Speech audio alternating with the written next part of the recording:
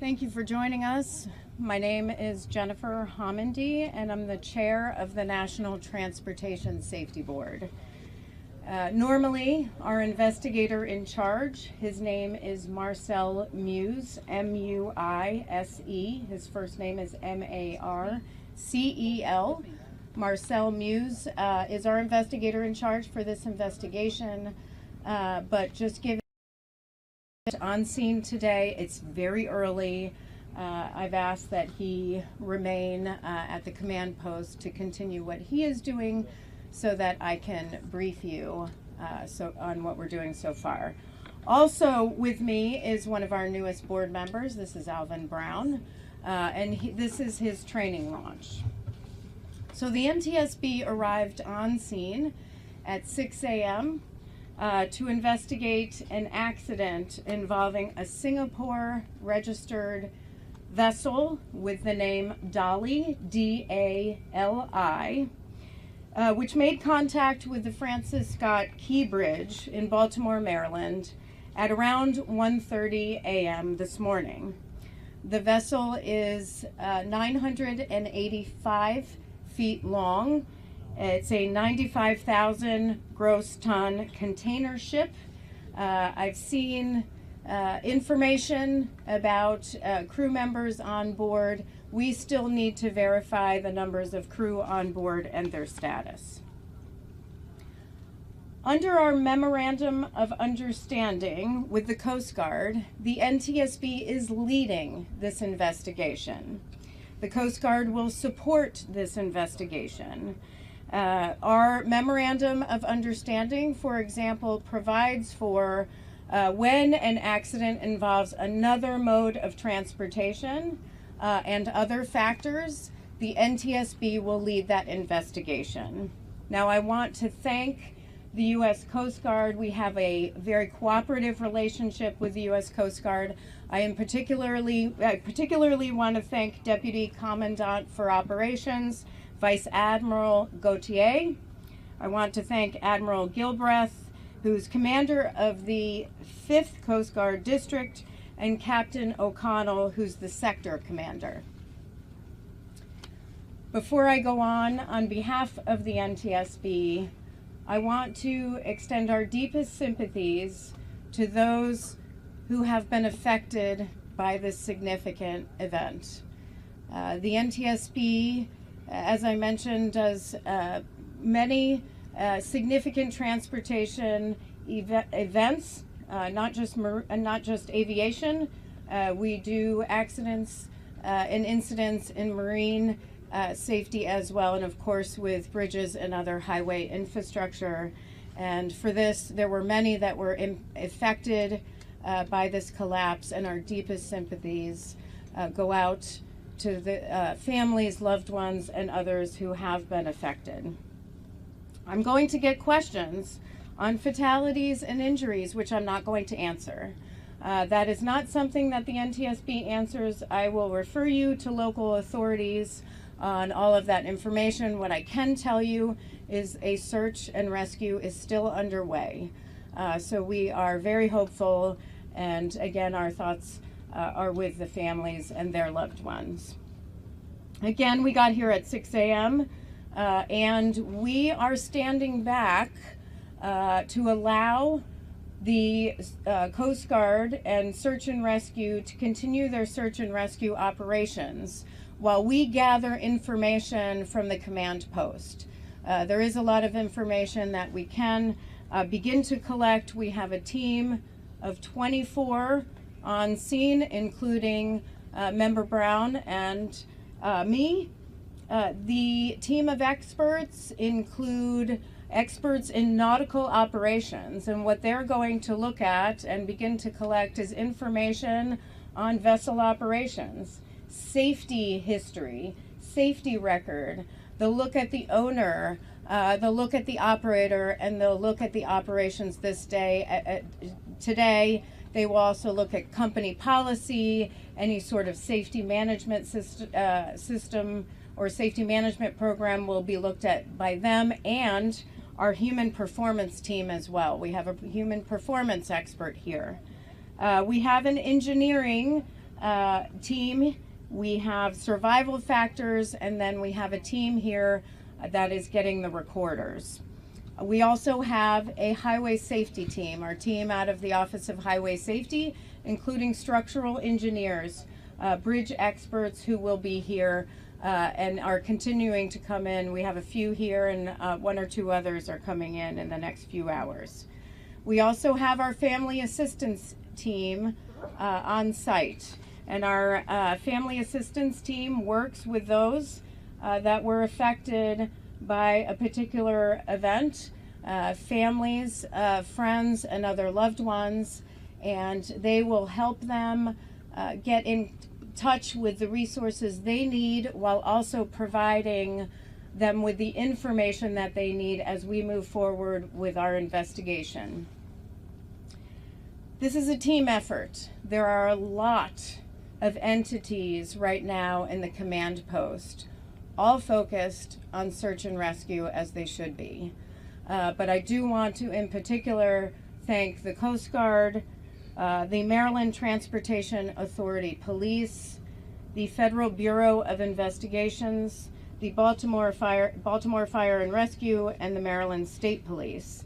I also know that there are others on scene I'm sure I have missed. For example, Army Corps of Engineers is here, a great deal of expertise, and all focused on what is very important, which is the people first. I have been in contact with my counterpart in Singapore. Director Chong is the director of the Transport Safety Investigations Board. The NTSB maintains relationships with our counterparts in other countries often and stay in close communication. So the director and I have been in communication many times before on safety, so it was a good conversation. He is sending some personnel here tomorrow. Also, personnel will be arriving from the Maritime and Port Authority of Singapore, who has the focus of being the regulator in Singapore. Now, it's not a lot of information that I can share at this time, and I know there's a lot of information that seems to be circulating. The NTSB doesn't speculate. We provide facts. And so there isn't a lot we can share right now because the focus has been on the people. However, if you know me, I like to provide information as we can when we are able to verify those facts and be open about that. Transparency is one of our mandates, one of our core values. So please monitor ntsb.gov and X, where we will post when we were having another media briefing. We do have an organizational meeting tonight at 5 o'clock, which I mentioned, to determine where we want to go next on the investigation. But there's a lot of information we need to gather between now and then in the days and weeks that follow. So with that, I am going to take questions. I will call on you. Please state your name and your affiliation. We'll start with Tom and then go over here. Thank you, Chair Homendy. Tom Costello with NBC News. You spoke of one of the teams within this NTSB structure looking for specifically the reporters on board the ship. Can you speak to what type of reporters may be on board the ship, and what do you hope that what information might they provide? Yeah, at this time, I will have more information about the recorders tomorrow. We chose not to board the vessel today to allow some time for the search and recovery, which we did not want to interfere with. That is the first and foremost. We do have some information, but we need to verify that information first before I provide that information, before I verify it. So we'll have that information tomorrow, or maybe later tonight if you want to check with me. Thank you. Yes. Sabina with ABC News. How long will the search go on for today? The search is, it's a question on how long the search will go on today. The NTSB is not in charge of the search and rescue operation. That is the U.S. Coast Guard, so I would refer you to the Coast Guard for that information. Yep. Hi there, Nicole Skangas, CBS News. Were the tugs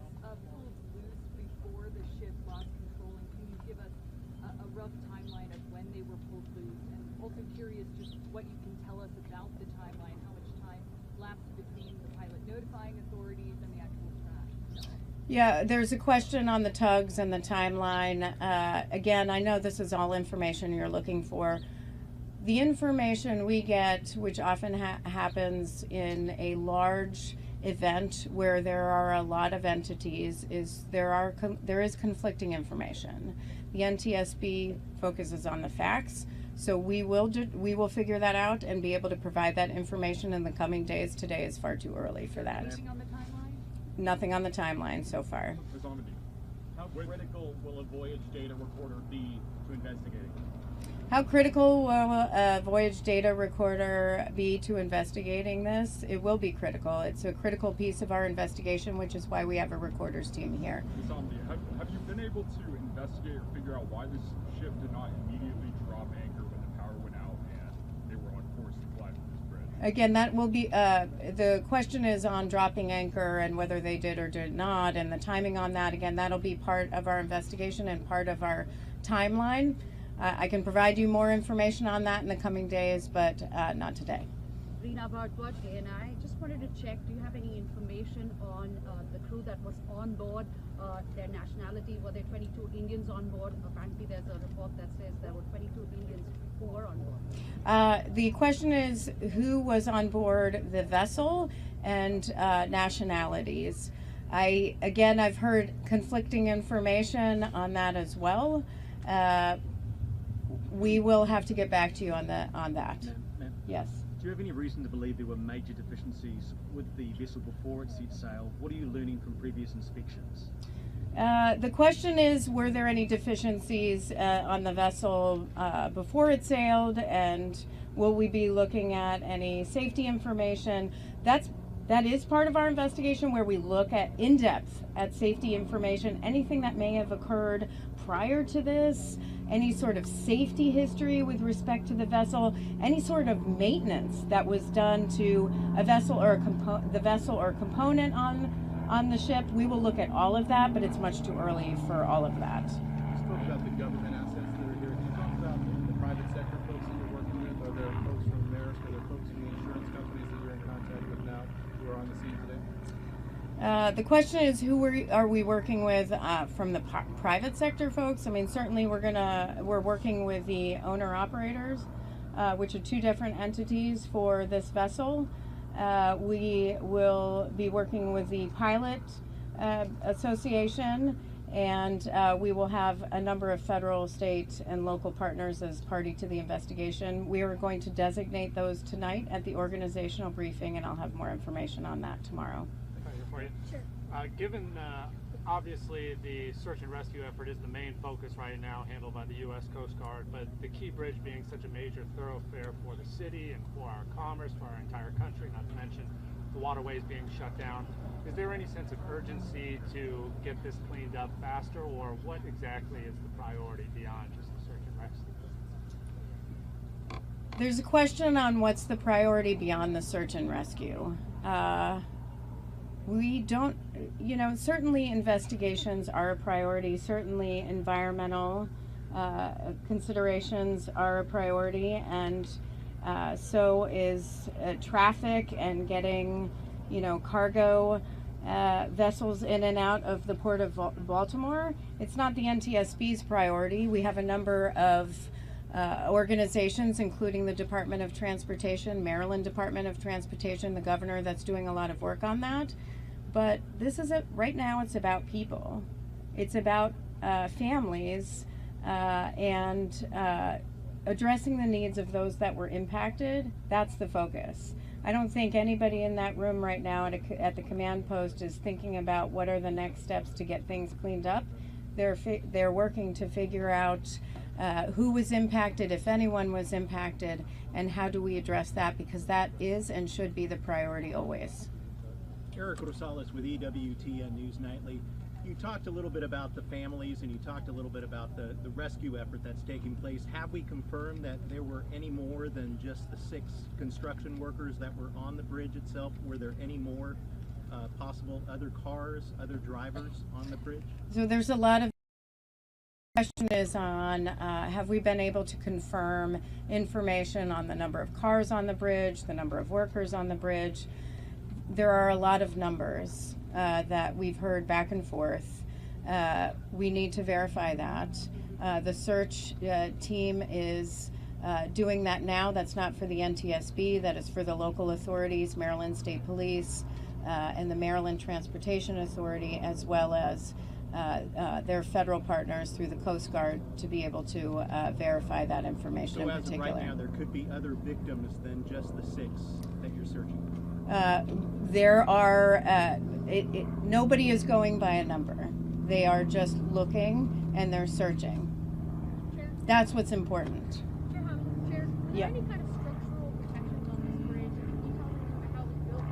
I've been hearing about dolphins, which are concrete, ways to stop a collapse like this. Can you tell us anything about the structure of the ones there? Yeah, the structure of the bridge, there's some questions about the structure of the bridge, protective structure around the bridge or around the piers to make sure there isn't a collapse. We are aware of what a structure should have. Part of our investigation will be how was this bridge constructed? It will look at the structure itself. Should there be any sort of safety improvements? All that will be part of our investigation. We go very broad in our investigation. But in this sense, had that bridge ever been flagged that needed some kind of security revision or something like that? The question is, has the bridge ever been flagged for any sort of safety deficiency or security deficiency? That is information that we will, that will take time to dig through. I will just point to our recent investigation of the Fern Hollow bridge collapse, which took almost 2 years to get information on inspections and what was and was not done after those inspections, and whether there were records or not records maintained. That's specific to Fern Hollow Bridge, but it is very cumbersome process. It's a very meticulous process where they have to dig through a lot of information, so it will not be something that we will be able to verify while on scene. Are you able to speak at all about the reported power outage on the ship and whether the data recorder might provide any insight into that? The question is on the reported power failure. We've heard the reports. We've been made aware of those same reports about there being a power outage. I've also seen statements, media releases from Singapore as well. It's something that we take in, but something that we have to verify through our investigation that was what was part of the contributing cause here. So too early to tell. Yep. Andrew here from NPR. Can you confirm if the construction workers on the bridge were employed by Bronner's building? Can I confirm whether the construction workers on the bridge were employed by Bronner Builders Incorporated? That is the information we have, Bronner Builders Incorporated. Of course, sometimes they use subcontractors, so we don't have any information yet on subcontractors, but we do have information on the company itself. Chair, have they been able to confirm who was working that night, the construction workers, like, within the 6 who are unaccounted for? Do they share any information with you guys? Is there any information on anybody that is unaccounted for and whether they were able to verify with the company? That is something that the federal officials, the FBI, along with the Coast Guard, will verify, not the NTSB. Sure. We've gotten word that, of course, there were the construction workers, but one of the people was a state inspector. Can you share any word if you know about that, and that was the person that was rescued and taken to the hospital? The question is about a state. I don't have information on the state inspector at this point. We are very focused on getting our investigative groups up and running. Again, let the search and rescue team do what they need to do to focus on the people, and then we are gathering information from the owner and the owner of the ship of the vessel, and then the operator and others for this time. Again, that was my last question. For further information, and I know it's not a lot of information for the first day, but we just got here, and really the focus is on main focus. That is everyone's main focus right now. The rest can wait. So please monitor ntsb.gov and our Twitter feed for the next briefing. Thank you. Ma'am, will Secretary Buttigieg be coming down here?